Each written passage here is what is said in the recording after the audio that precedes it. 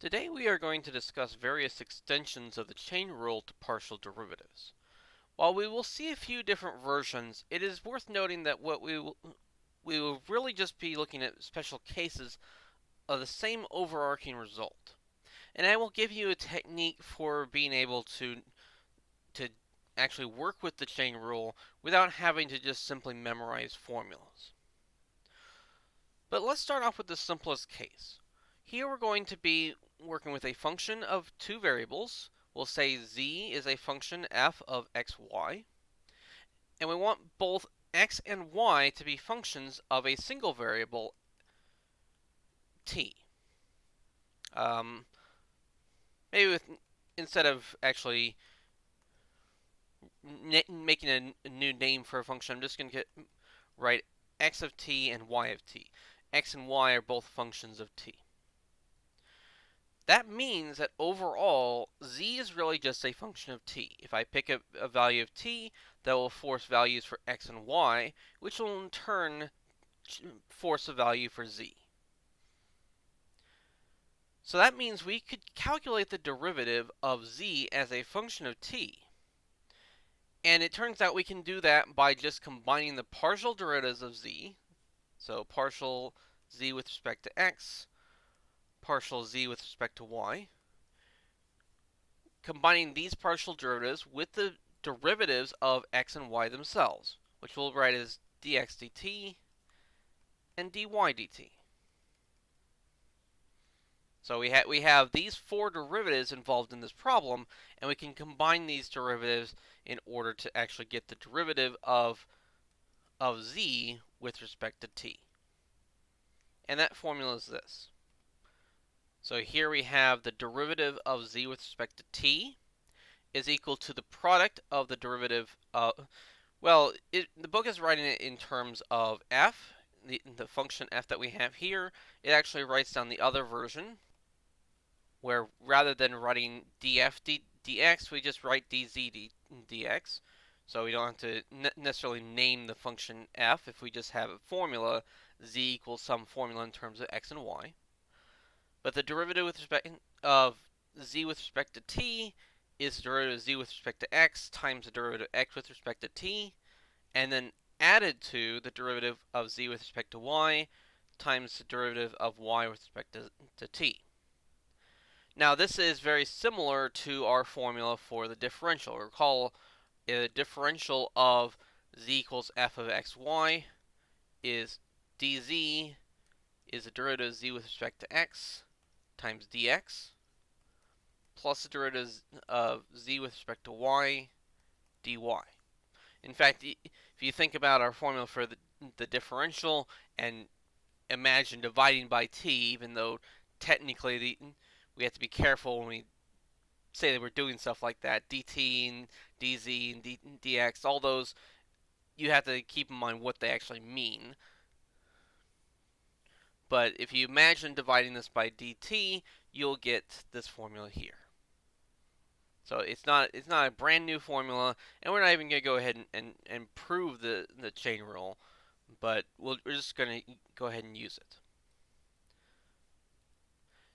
Another thing to note here is that whenever we're doing a partial derivative, so z is a function of two variables, so we're using partial derivatives when we differentiate z with respect to x or y, that's when we use our curly D notation. The other ones where we're differentiating a function of one variable, x is just a function of t, y is a function of t, and here when we write dz dt, we're actually just considering z as a function of the single variable t. You can actually write that down as z of t is f of x of t, comma y of t. That in all those cases, we're just working with the normal derivative of a function of one variable. And so we're using the normal d. Technically here, we're not really treating them any differently. And in fact, in our next version of this, we'll actually be seeing only curly d's. But it's just kind of interesting how we're mixing and matching them right now. Let's go ahead and look at a problem involving this. So here we have z as a function of x and y. They didn't even name the function for us. We have x as a function of t and y as a function of t. We want to find the derivative of z with respect to t. Some of the problems in 1 to 6 actually had the function be w instead, but here we have z. So there's obviously two ways of doing this. We can use our new formula, or we can actually plug in the formulas for x and y directly in for the x and y in this formula and just do it directly. Of course, there's no point in us doing that. We want it to get more comfortable with our new technique, and so we're going to go ahead and use our new formula. But rather than just memorize that formula, let's use a trick. We're going to write down our variable in what's called a tree diagram. What we're going to do is we're going to write our topmost variable, our z, on top. And that's the final result of putting all the variables in. Z directly depends on x and y. So we're going to put x and y below the z, and we're going to connect the z to the x and the y. Then x depends on t, so we're going to put t below the x, and we're going to connect the x to the t. And the same thing with y. Y depends on t, so we'll put a t below the y, and we'll connect them. Note that there's no reason why we couldn't use the same t down here, because x and y both depend on that same variable t. But when we look at more complicated examples, it'll make the trees less cluttered to just give them their own different t in the diagram. And the benefit of looking at the tree diagram is it makes it really clear what dependencies there are. That z depends on x and y, x depends on t, y depends on t. And there's no other dependencies in this diagram. It also makes it easy to ask, how do we find the derivative? If we want to find the derivative of z with respect to t, we ask ourselves, how do we get from z to any of the t's at the bottom? If there's any t in the diagram, how do I get from z down to that t? Well, we can go from z to x to t. That's one way. And we can go from z to y to t. That's another way. And each of those ways is going to give us a new term in our derivative. And each of the connecting lines is going to represent a derivative. So the line from z down to x is the derivative of z with respect to x. The line from x to t is going to be the derivative of x with respect to t. And we could write that as a curly d if we wanted to. It technically wouldn't be incorrect. And when we follow a line like that, it just turns into a multiplication. And then our next term, the other t that we get to, we go from z to y, that's a derivative of z with respect to y, followed by a derivative of y with respect to t. Of course, this is the simplest kind of example, so we could probably get away with not having to use the tree here if we just remember how the process is supposed to go. But as we get into more complicated examples, the tree diagrams will be very, very helpful. Alright, so we have our formula. We want to know what all these derivatives are, so we can plug them in. Let's just do them over here. Derivative of z with respect to x. So here, remember, when we differentiate z with respect to x, we're treating y as a constant. So cosine of y is just a constant value. We're differentiating sine of x times some constant. Sine of x becomes cosine of x. So we just get cosine x, cosine y. Derivative of z with respect to y. Do the same thing. Sine of x now is a constant. Cosine of y, we differentiate that. We get a negative sine of y. So we get negative sine of x, sine of y. Dx dt.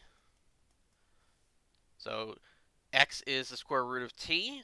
When we differentiate that, we can use the power rule, power here being 1/2. we end up getting 1 over 2 square root t. So I just went ahead and put the power back as a square root.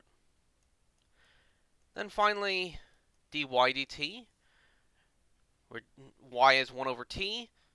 Again, this is a power. It's t to the negative 1.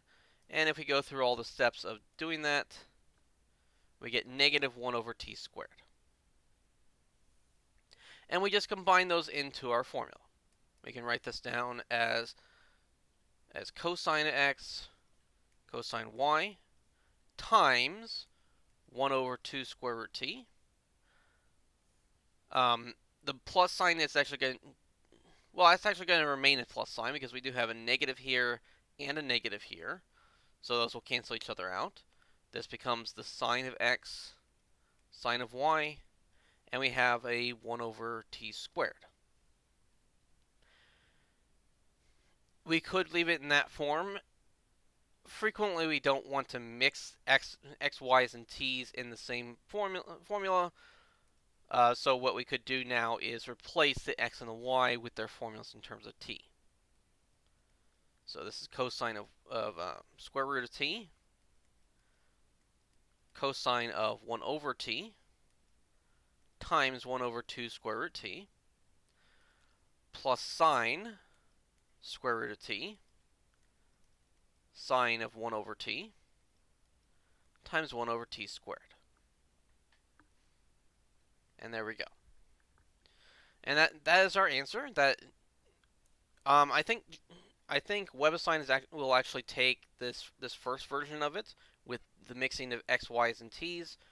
I'm not too comfortable with that, but I do realize that it's kind of an extra step of having to do all that plugging back in.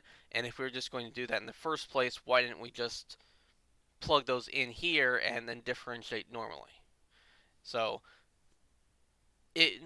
being able to actually use the chain rule here is actually more important when we have values to go ahead and plug in, and to save us some work in the long run. Here, it didn't really save us a ton of work, but it is important that we do get the result that we would have gotten if we just went ahead and plugged in square root of t for x. So it's sine of square root of t, and then plugged in 1 over t for y, and then just differentiate this directly. So we had to use the product rule and the chain rule, the original chain rule from Calc 1 at least. The sine of square root of t becomes the cosine of square root of t, but then times the derivative of the inside, with this one staying the same, and then we leave this one alone instead, differentiate cosine of 1 over t. That'll give us the negative sine of 1 over t, and then we have the derivative of the inside over here. They'll actually cancel out the minus sign and all that. So we do get the exact same result. It's just, well, which one's really the easiest one?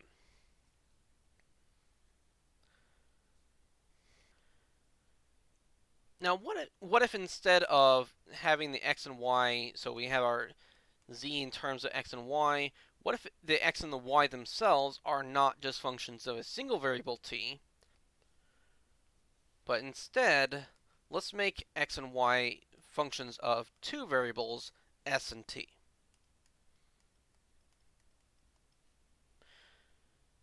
So that means that z is actually a function of s and t as well. If we have values for s and t, they give us values for x and y, which gives us a value for z. So how would that change our formula? Obviously, there's the change where we would have two partial derivatives.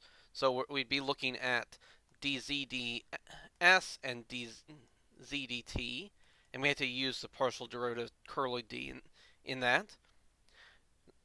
So we have two derivatives instead of one derivative, but does it really change the process? Well, keep in mind how we calculate partial derivatives. If we want dz dt, then we are temporarily assuming that the s is a constant. And so when we write out all this stuff,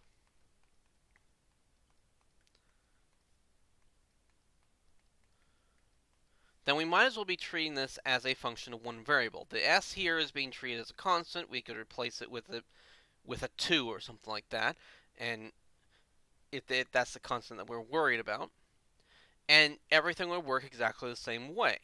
So it doesn't make sense for our process to really be any different from that point forward in finding the derivative with respect to t. In fact, our formulas look pretty much identical to what we had in the last one. So we have the derivative of z with respect to s and with respect to t as two different formulas, but the formulas themselves look exactly the same as before. Just now everything is curly d's instead of some of them being curly d's and some of them not being. But again, that's just a choice of notation that I'm still not entirely sure why we decided to do. Everything here could have been just a regular d, and it all just work exactly the same way. But rather than just memorizing these formulas, I mean they're not too complicated, but rather than just memorizing the formulas, let's look at an example where we use that tree diagram again. So here we have z is the natural logarithm of 3x plus 2y, x is s times sine of t, and y is t times cosine of s. We need to calculate two derivatives, dz ds and dz dt, and we're going to start with our tree like we had before. So our topmost one is the z, our final result there. Z depends on x and y, so we can go ahead and write those in there. And then x depends on s and t, so we'll give it an s and t below it. And then y also depends on s and t, so we'll give it an s and t below it as well. And now when we're trying to calculate our derivatives, say let's start with the dz ds, we just look at how do we get from z to any of the s's at the bottom. We can ignore any route that doesn't indent at an s. So we go zxs, ignoring that t completely. We have zys, ignoring that t completely. And again, each of the lines will turn into a derivative, and each route is another term. So you can say here dz ds. There we go. So z to x, then x to s,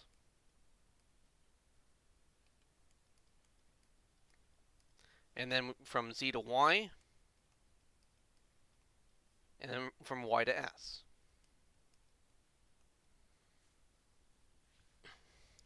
We need to know what all of these derivatives are, so let's just kind of write them down. So dz dx, start with the derivatives of z. Derivative of ln of 3x plus 2y with respect to x. We start with the outside function of the natural logarithm. Natural logarithm turns into 1 over the inside. So we have 1 over x, or 3x plus 2y, but then we have to multiply by the derivative of the inside. Derivative of the inside, the 2y goes away, and we're left with the derivative of 3x is 3. Derivative of z with respect to y is very similar. In fact, the only thing that changes is the derivative of the inside. Instead of the 2y going away, the 3x goes away. And so the derivative of 2y is a 2. But the bottom is still the same. We also need the derivatives of x and y with respect to s. So the derivative of x with respect to s, well, if x is s sine of t here is going to play the role of a constant. So constant times s, we just get the constant. And the derivative of y with respect to s, derivative of this, now the t is a constant, the derivative of cosine of s is a negative sign, so we have a negative t times sine of s.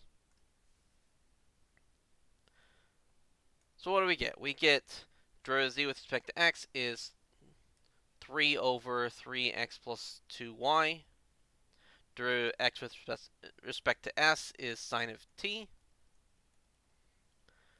Then we have 2 over 3x plus 2y. And then a negative t sine s. So t sine s, I'll go ahead and change that plus sign to a minus sign. I'm actually going to go ahead and factor out this bottom. So everything is all over 3x plus 2y. So I'm going to put everything over that. That means on top I'm going to have a 3 sine t. And then on here I'm going to have a minus 2 t sine s. On bottom I would have the 3x plus 2y.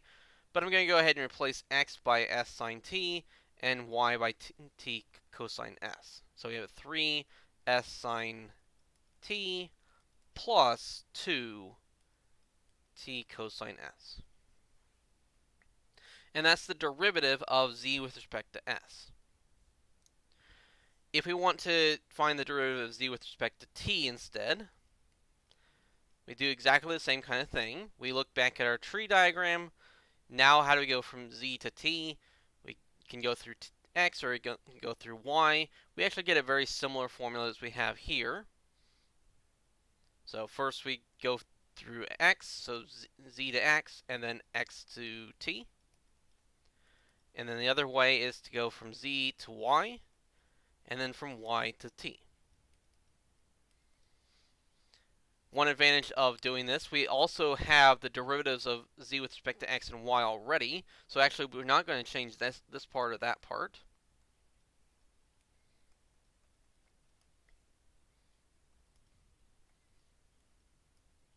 But we have to fill in the other parts. So what is dx dt and dy dt? We haven't found those yet. So I'm going to go ahead and put those up here.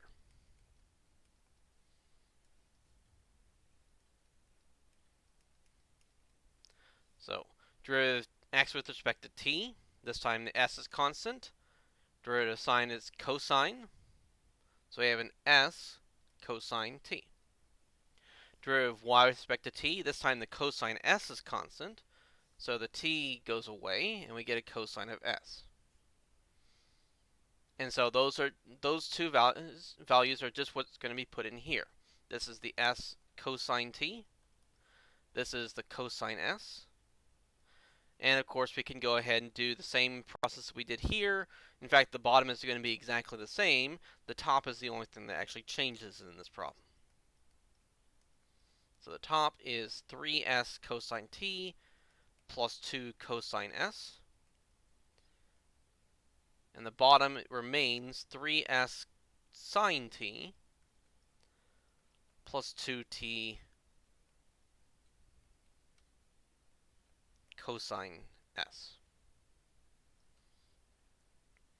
And there we go. If you want, you can actually go back and just plug in the values for x and y into the original formula, and then see if you get the same results. Obviously, you should get the same results, but it might be a good exercise to mess around with this kind of stuff. Now, when we use these tree diagrams, it does make our general formula for the chain rule fairly clear. So here we have, that u is a function of indifferent variables. U is a function of x1 through xn. We could actually write that as u of x1 all the way through xn. Then each of the x's is a function of the variables t1 through tm. We could write x1 of t1 through tm all the way through xn is a function t1 through tm. If we write this as an actual tree diagram, we're putting our variable u at the top. We have our x's as our next row. Each of those has a line going to the u. And then below each of the x's, we now put all of our our t's. That's supposed to be an m. There we go. We'd actually have a copy of that below every single x.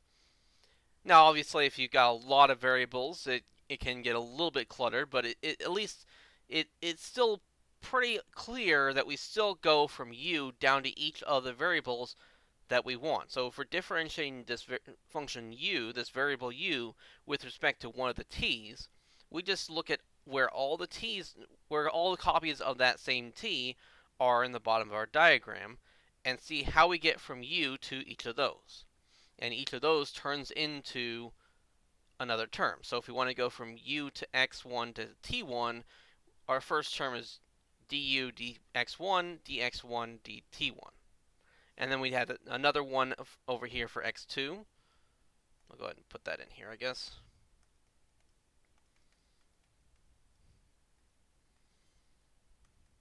So we go from u to x2 to t1. That would be our next term, and so on and so forth.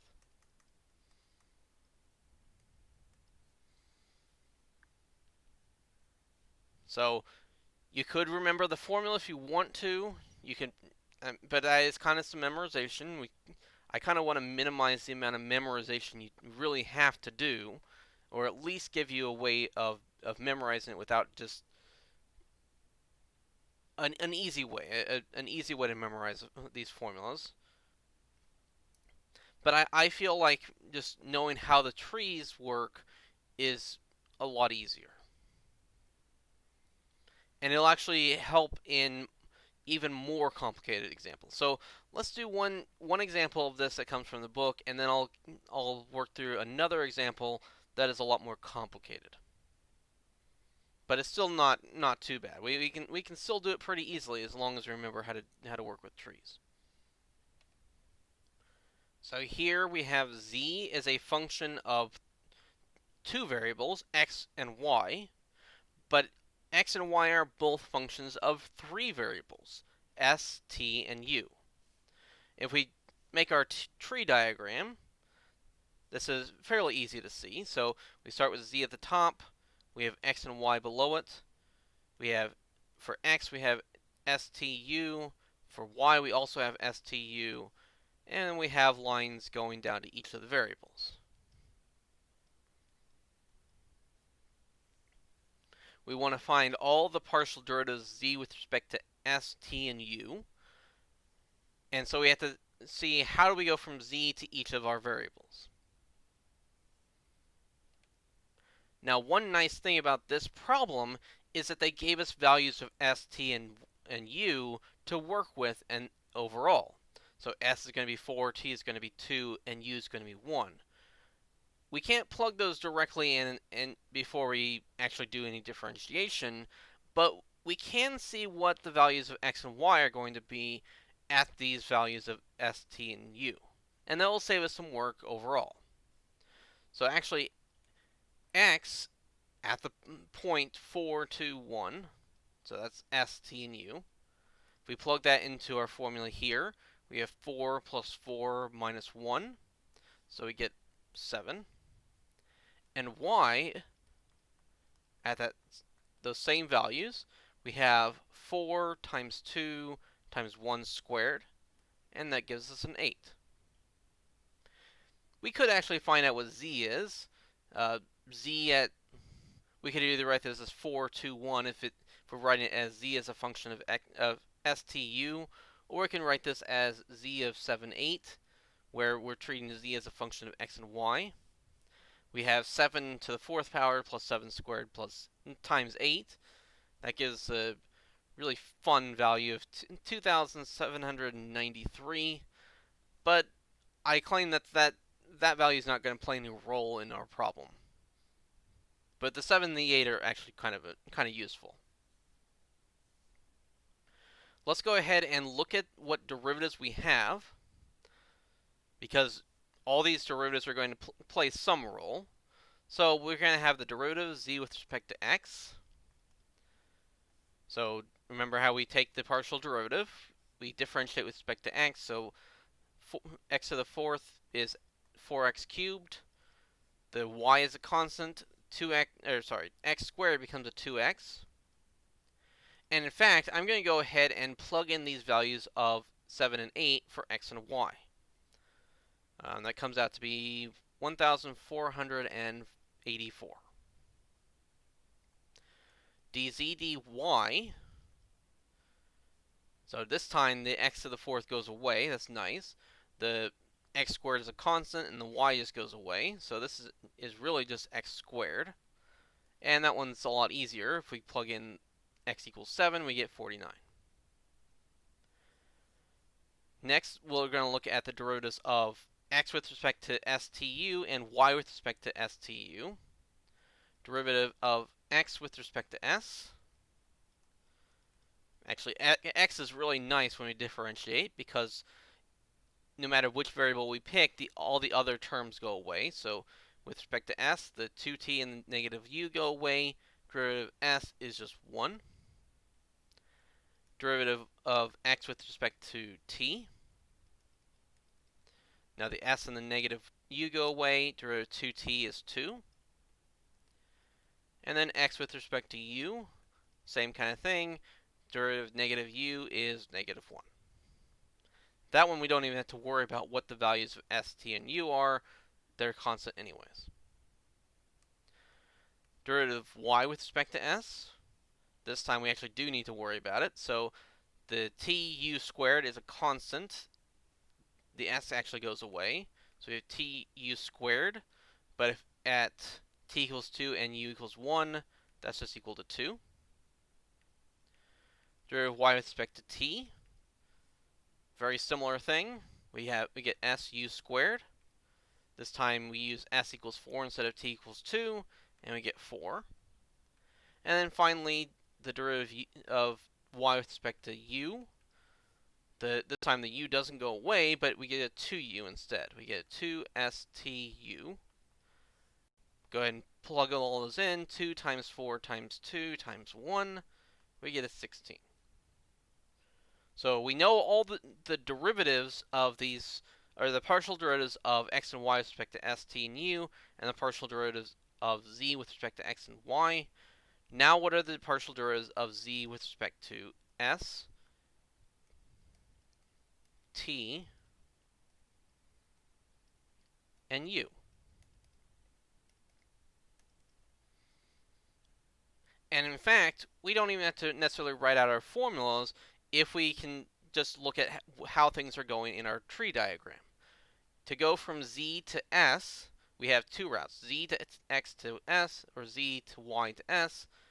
From z to x to s, first we look at dz dx, but that is 1484, times, from x to s, that one is 1.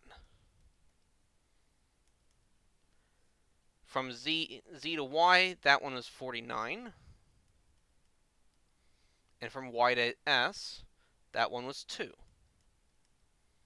And so overall, we get a value of 1582.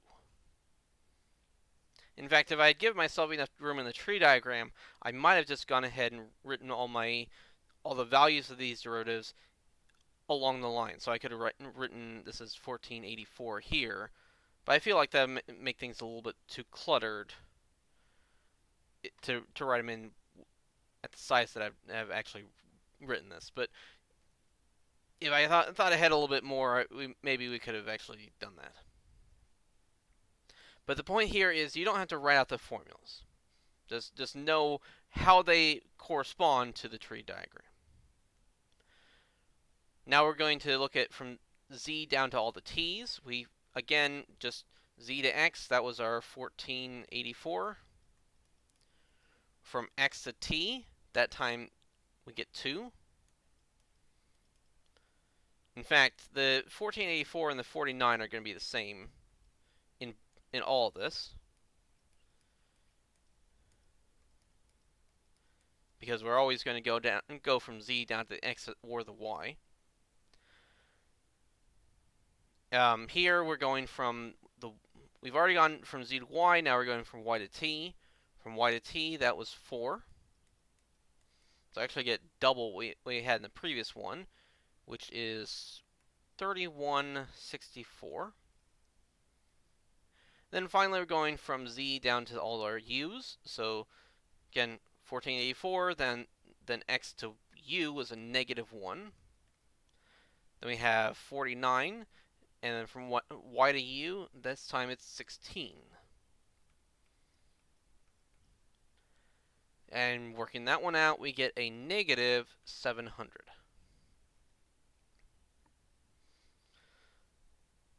So these problems become actually fairly easy when we actually have numbers put into them. And obviously in a lot of real world situations, that's what you're going to be running into more often than not. So hopefully that's fairly clear. Now like I said, we are going to go through one more example, and we have a kind of a auxiliary topic that comes out of this, but I'm going to save that for our next video. So I'll see you in that one.